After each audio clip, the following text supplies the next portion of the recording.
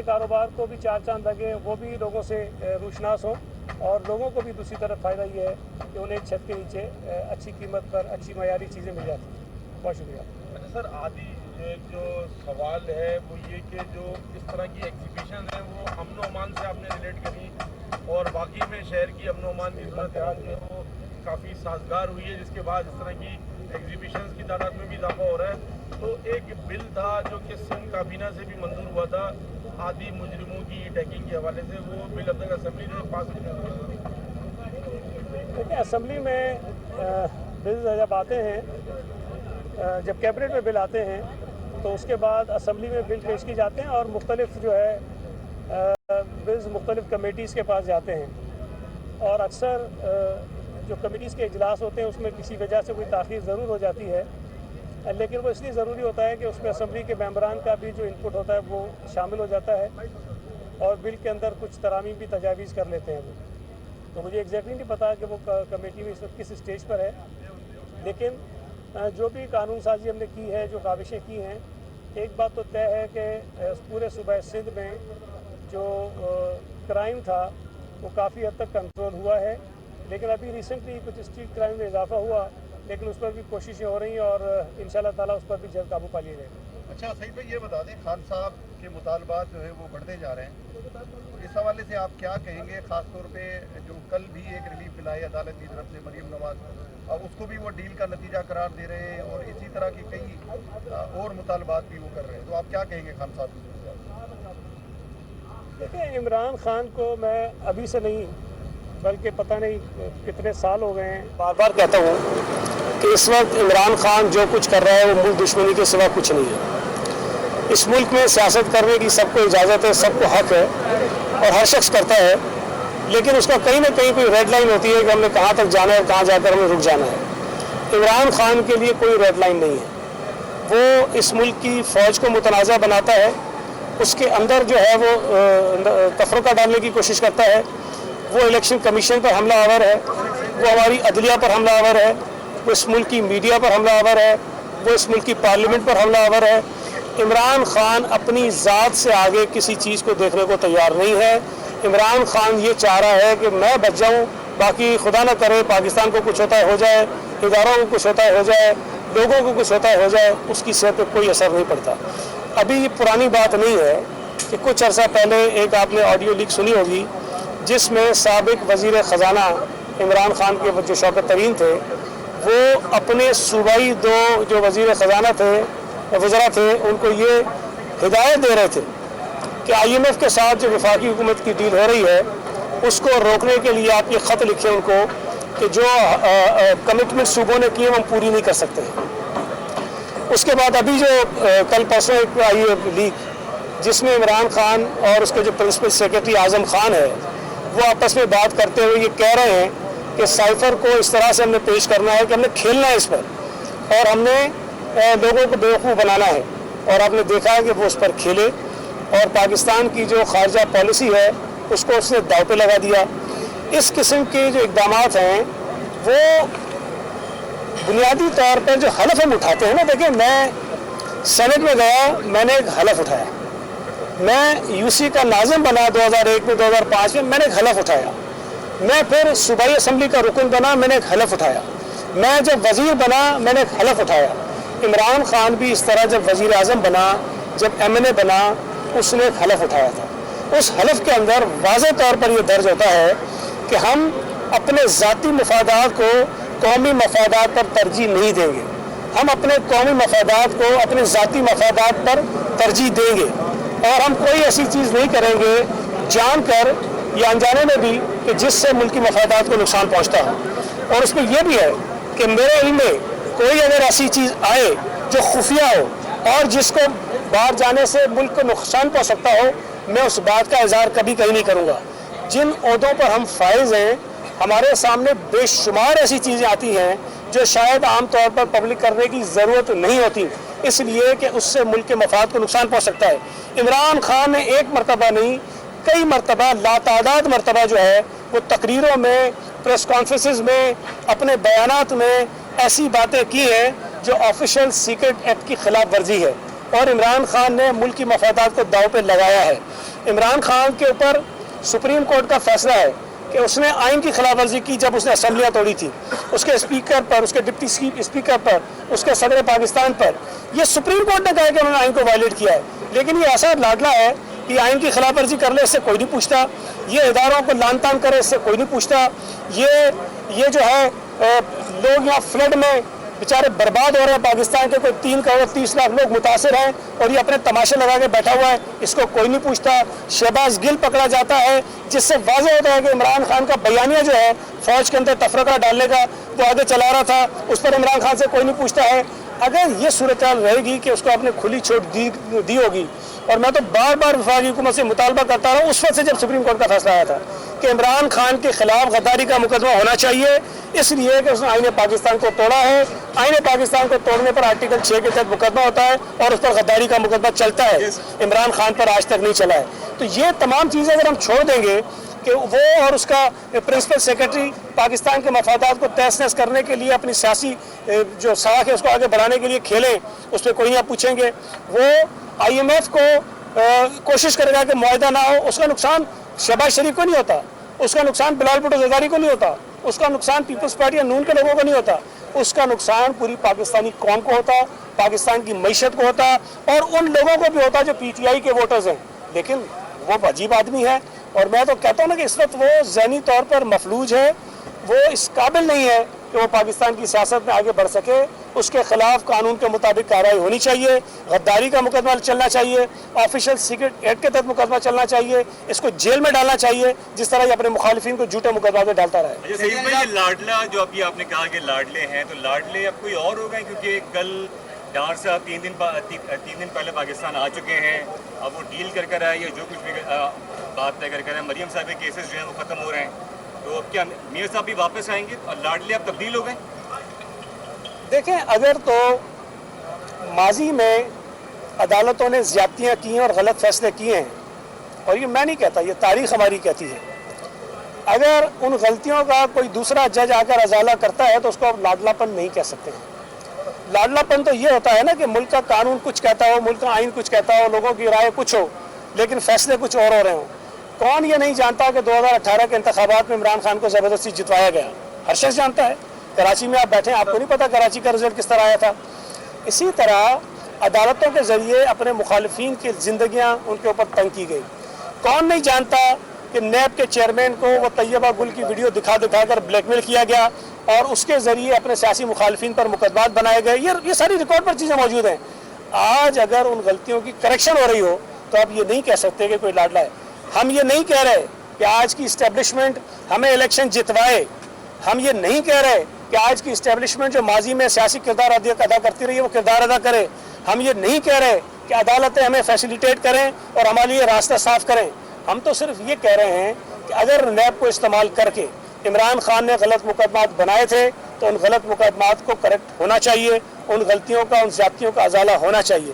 लाडलापन तो देखें ये है ना, मैं पहले भी कहा था, बुरा नहीं मानिएगा, मैं एक लफ्ज़ आपके लिए कह दूं, मीडिया के किसी रिपोर्टर को इसको कह दूं, सुमरों को कुछ, आप सारा मेरा बैंड बजा देंगे जब तक मैं नाक नहीं लगूंगा आपके सामने, आप बजाते रहेंगे। मेरी बात सुने, इमरान खान ने क्या कहा एक चैनल को छोड़ के, बोला सारे किराए के टट्टू हैं, आप फिर भी उसको सारा दिन दिखाते हैं, झूठ बोलता है, गालियां देता है, बकवास करता है, आप दिखा रहे हैं।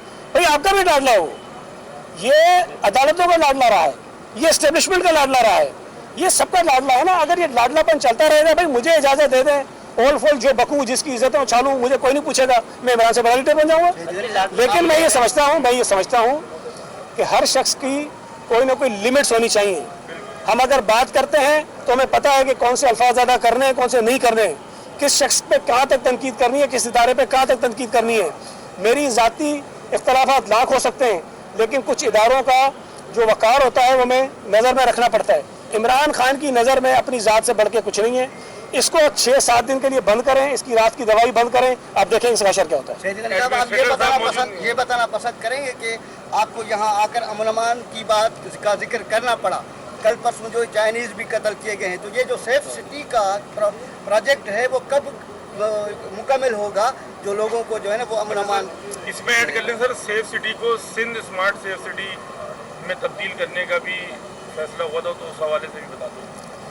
देखें, एक तो जो सेफ सिटी प्रोजेक्ट है वो मुख्तलिफ वजूहात की बिना पर उसमें ताख़ीर ज़रूर हुई, लेकिन अब उस पर काम शुरू हो गया है और पूरे शहर में जो कैमरे हैं, CCTV कैमरे हैं, वो लगना शुरू हो गए हैं। और ज़ाहिर है कि ये कोई छोटा मंसूबा नहीं है, इसको थोड़ा सा वक्त लगेगा, लेकिन इस पर काम शुरू हुआ है। और आप देखें कि अगर ये चाइनीज़ का वाक़या सदर में हुआ तो उसकी भी फुटेजेस कहीं ना कहीं से आ गई, और मुझे उम्मीद है कि जो इसमें दहशतगर्द मुलविस हैं वो पकड़े भी जाएंगे और इंशाल्लाह ताला उनको सज़ा भी मिलेगी। अब जो बात आपने कही कि पूरे सिंध तक इसको फैलाने वाली बात है, वो तो यकीनन होना चाहिए। कराची चूँकि बहुत बड़ा शहर है, दुनिया के बड़े शहरों में से एक शहर है, कराची को तरजीह बुनियादों पे करेंगे, लेकिन उसके अलावा क्राइम तो किसी भी शहर में होते हैं, हर जगह होते हैं।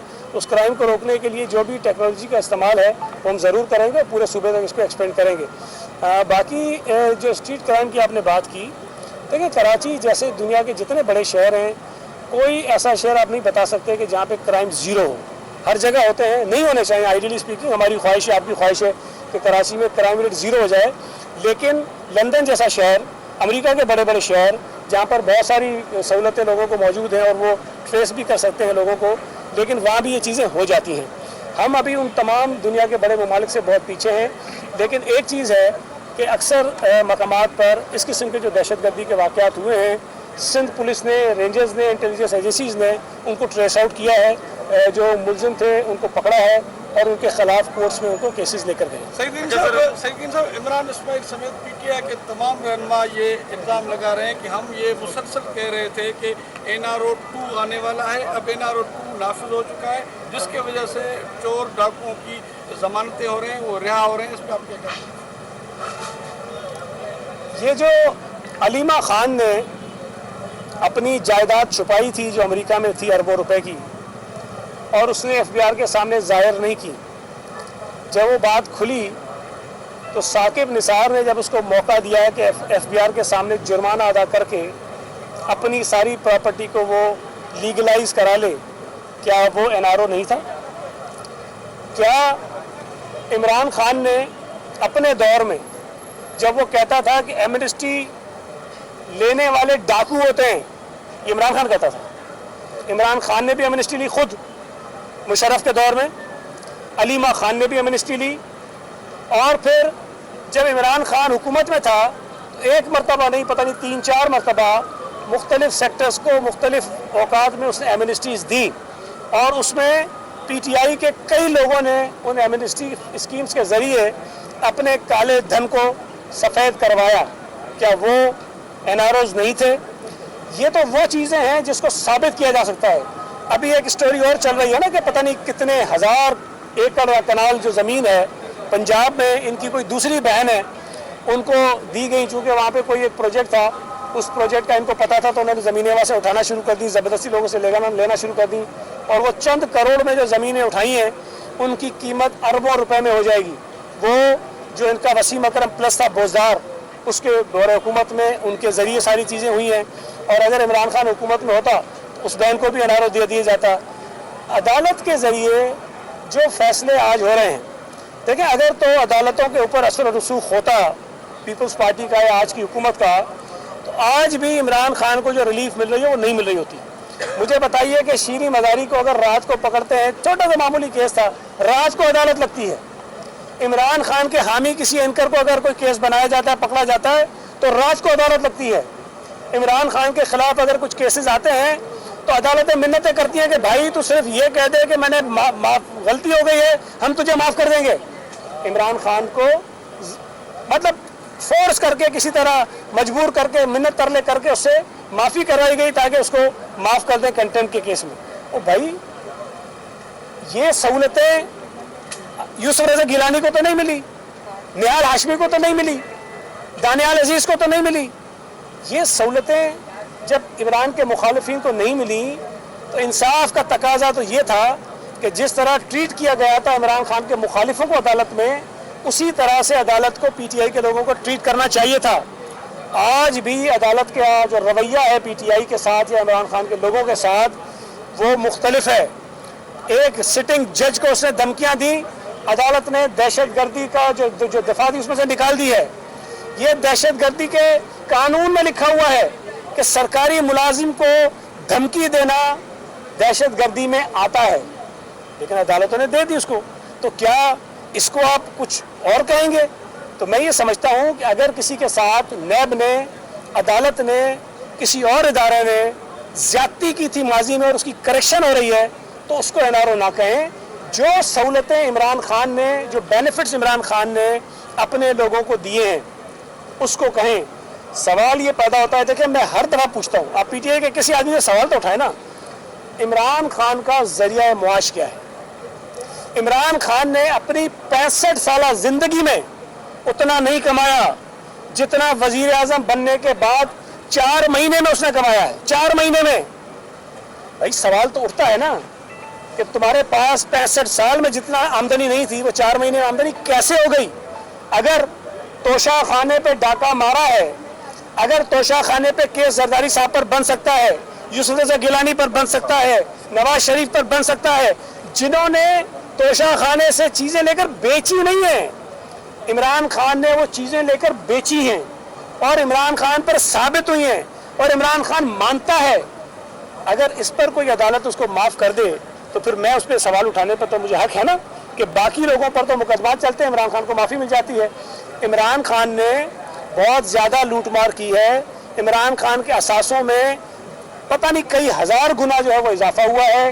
عمران خان مجھ سے کم انکم ٹیکس دیتا رہا ہے. میں بالکل مڈل کلاس کا آدمی ہوں. میرے ٹیکس ریٹرنز دیکھیں پچھلے 8-10 سال کے، عمران خان کے دیکھیں، میرا ٹیکس اس سے زیادہ ہوگا. عمران خان نے اگر کچھ کیا ہے میرے بھائی تو سوال بالکل ہونا چاہیے. اور میں آپ کو بتا دیتا ہوں، میں ہمیشہ کہتا ہوں عمران خان کا جو ٹولہ ہے نا وہ بین الاقوامی جگادری ہیں، بین الاقوامی جگادری ہیں اور اس کے اندر بڑی لوگوں کی تعداد ہے. ٹھیک ہے. اچھا سر، ایڈمنسٹریٹر کی تعیناتی کے حوالے سے بتا دیں، ایڈمنسٹریٹر کی تعیناتی کے حوالے سے بتا دیں کہ مستعفی ہوئے ہیں مرتضی وہاب صاحب اور کراچی کے جو منصوبے ہیں مختلف اور جو بلدیاتی جو کام ہیں، اقدامات ہیں جو نہیں ہو پا رہے ہیں، تو اس حوالے سے کیا سندھ حکومت کا فیصلہ کوئی ہے کہ ان کا استعفیٰ منظور ہوگا، کوئی نیا ایڈمنسٹریٹر تعینات ہوگا؟ دیکھیں ایک تو یہ ہے کہ اگر ایڈمنسٹریٹر کچھ دنوں کے لیے اپنی جگہ نہ بھی ہوں تب بھی جو کام چل رہے ہوتے ہیں وہ چل رہے ہوتے ہیں، اس لیے کہ اکیلا ایڈمنسٹریٹر ان کاموں کو نہیں چلا رہا. پورا ایک میکینزم ہے، پورا ادارہ ہے، TMC کا ادارہ موجود ہے. اور دیکھیں شہر میں سارے کام ہو رہے ہیں، کام کوئی نہیں رکا ہے. انہوں نے استعفیٰ دیا ہے، ابھی غالباً چیف منسٹر صاحب نے ان کا استعفیٰ قبول نہیں کیا، لیکن ظاہر ہے اب الیکشن میں ویسے ہی 1 مہینہ رہ گیا ہے اور الیکشن جب ہو جائیں گے تو ایک منتخب جو ہے میئر کراچی آ جائے گا اور اس کے بعد وہ چیزوں کو آگے چلائے گا. اب انہوں نے جو استعفیٰ دیا ہے اس کی وجوہات آپ کے سامنے انہوں نے رکھی تھی، لیکن اس سے کوئی خاص فرق نہیں.